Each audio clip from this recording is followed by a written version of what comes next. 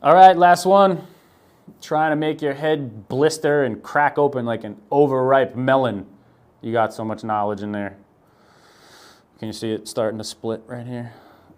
No, it's just me being old and wrinkly. Okay, so this episode we are going to stuff the information into your skull on how to make your Hubbards and your seller-suitable housing contingencies actually survive. And the name of the game is preparation, forethought, getting ahead of the game, maybe spending a little bit of money to make a lot more money by preparing so that your house and you can survive these contingencies. And when I say preparing and spend the money, I'm talking about maybe doing some of the heavy lifting that a buyer would pay to do ahead of time so that it's very, very more close to certain that you and your house will survive these contingencies. You can't be certain. You just can't. I mean, there's too many variables. Your whole sale and real estate success on both sides of the transaction, your buy and your sell, are going to be contingent on other folks, their business acumen, how well they prepared for their own buy and sell.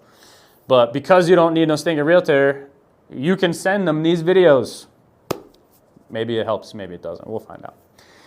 Anyhow, so what do buyers like to spend money on in the purchase of the home? An inspection and an appraisal. These things tell them what they need to know about the asset so that they can confidently move forward with the purchase. Their bank can confidently move forward with the purchase. What if you did these things yourselves? Certainly do all the maintenance items. Certainly make sure the house is kept well, presented well, following all the prescriptions of previous videos, really putting the home's best foot forward so that it creates a vision in a buyer's mind of this place is airtight. I'm not worried about this at all.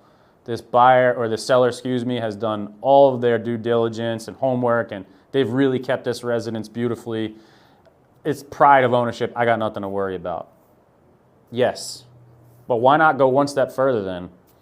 $750, $1,000 maybe to pay an inspector, at least in this locality, to do an inspection and to come up with an inspection report that you can just push that right across the table when you find your buyers. It could get you across the inspection deadline in a few hours. If that buyer accepts your inspection report, recent inspection report from a qualified licensed professional, you've saved them $750 to $1,000.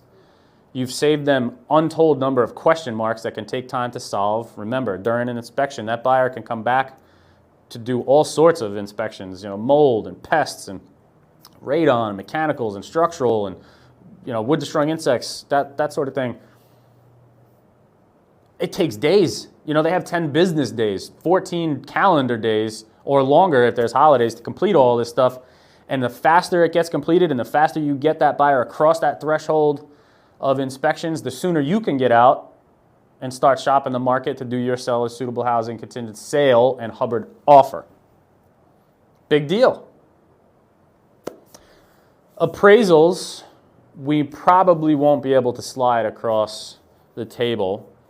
Each bank is going to order their own appraisal. They almost never will accept the appraisal of another bank. However, if you would like some alpha, you'd like some information ahead of time that can set up your risk-reward ratios a little bit better, knowing what a bank might lend on your home ahead of attracting offers in the market is definitely going to help you out. It's going to shorten the period of time that it takes you to decide what offer you may want to settle on. If you've got some wild offer that sounds amazing, it's 80 grand above asking price and all of these other things, but you've gotten an appraisal from a bank before fielding offers, and that bank's told you really you're only gonna realistically be able to capture maybe 30 or 40 grand above asking price, and that 80 grand above asking price offer is a Hubbard or is, some other creative financing instrument that you think is going to be difficult for the buyer to actually attain. Underwriting process is really long. You don't have a lot of confidence in it.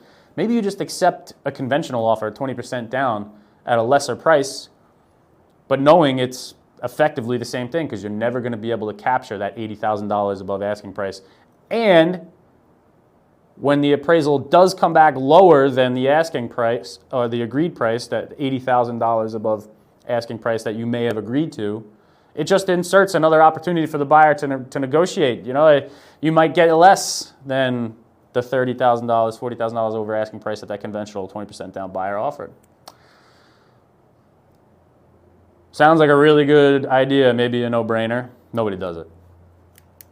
I would do it. I'm a realtor. I'm a real estate professional. I know these things. I'm giving these things to you for you to know so that you don't need no stinking realtor and you don't got to pay me, right? We'll see. We'll see how you do out there. I hope you do swimmingly. I really do. I hope my industry is eliminated by virtue of me emptying my giant head into all of yours. I don't think so, though. There is a reason that the real estate brokerage community exists. And while we have ad nauseum touched upon each one over and over and over again, and I think you might be starting to get the picture of where realtors really derive their value, like why we are paid the money we are paid to do our jobs. I think it might be a little easier to understand after watching these videos. We haven't even gone over the arm's length transaction concept. Maybe we'll do another video on that, but guys, people got egos like you could not understand.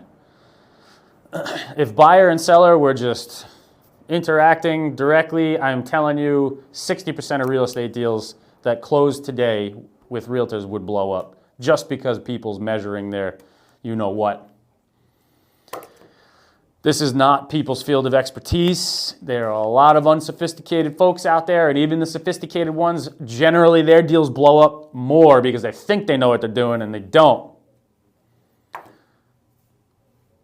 Adding a financial incentive, adding somebody who has a vested interest in getting paid by seeing your transaction close, adding a layer of professionalism that has a financial incentive in keeping everybody's heads cool, even though they're gigantic.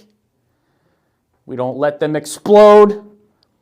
We don't let people get emotional. We guide them through a very, very difficult, full of pitfalls, risky, very valuable and expensive, gigantic transaction with level heads, using our professionalism to eliminate a lot of that ego bouncing between the parties. You may not even hear it come through. I am a way to mute, to dial down the severity of the information coming from the other side if it's really charged with emotion.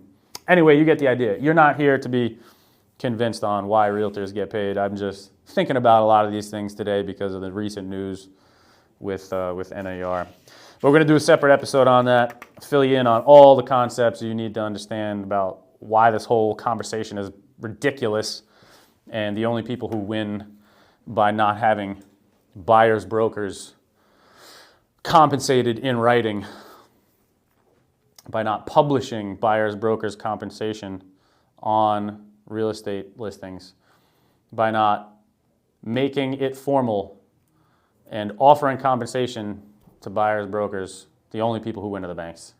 And it's foolish. And we're all doing ourselves a disservice as the buying and selling public by even entertaining this garbage. I won't put on my tinfoil hat. I don't think it's conspiratorial. I think it's the market acting as the market acts because nobody wants to pay anybody in this world. But the only people walking out of this thing squeaky are the banks, and it's stupid. We'll come to that soon. See you guys.